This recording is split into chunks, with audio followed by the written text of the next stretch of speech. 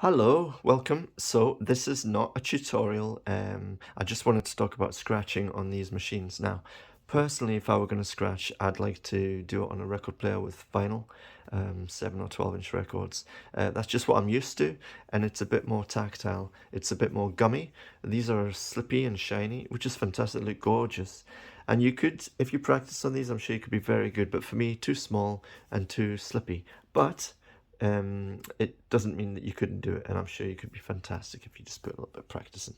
A few things I'd just like to point out. Now, this is for dummies and for people who might have done a wee bit of scratching. Make sure the vinyl's on, obviously, because then the top will act like a record and the side will act like a record deck where you can speed it up and slow it down to match the tempo of the other track that's playing. Slip is not to be recommended for scratching personally, because this is what happens with slip. Okay, let me put it on first. Okay, watch. You see the left, how it's going? That's because I've pressed play and the track is now playing, but I've held it. And when you let go, you don't know where you're going to be. So I wouldn't recommend slip. It could work for you, and if you love doing it like that, maybe you've figured out a system. But you know, for me, no. What else? Right, okay, the crossfader. Now, there's a controller on the front of this machine. When it's all the way called crossfade contour, and when you've got it all the way to the right, it means that it would be a cut off. Well, let me just show you. Okay, so this is the song, okay? Still full volume, still full volume, still full volume. Bupkis. So it's just a very small margin there where it's off, on, full volume, on. Okay, now the other one. Okay. So the other one is when you have all the way to the left, it's a fade. Here you go, slowly fading, fading, fading. Okay, and then off, and then gets louder and louder. Now, there's obviously, you could have it in the middle, if you wanted to. Some DJs have the thing switched around, so when it's here, it's actually that deck, and when it's there, it's that deck. Anyway, I think I've seen that. But what I do, what I would do, sorry, I don't do it. I've never scratched on these until today, and I'm not going to do it again. Well, who knows? Never say never, right?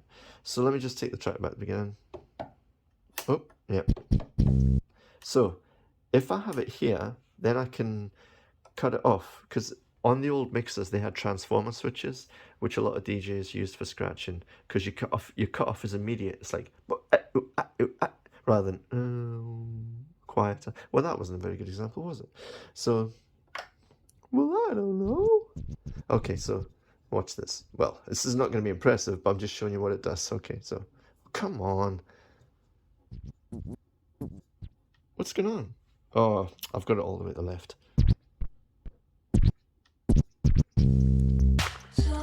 That was atrocious. Okie dokie. So yeah, it means that, you know, off, on a bit is full. Off, on, and you've got more control over how it sounds. Right, what else would I tell you about this thing? Good to have two songs. If you see a lot of DJs using the same track, and like, you know, you know, all that business. It's really easy with your mouth. So, got a bit of phase going on because you've got the same track playing. So what you might do is, whoa, mate.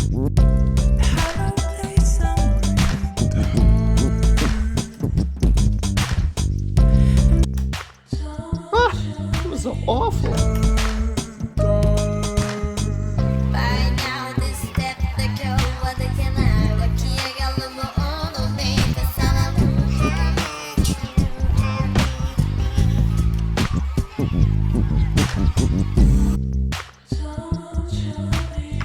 Okay, well, I've never done it before on these decks until today when I was just before I switched to record on.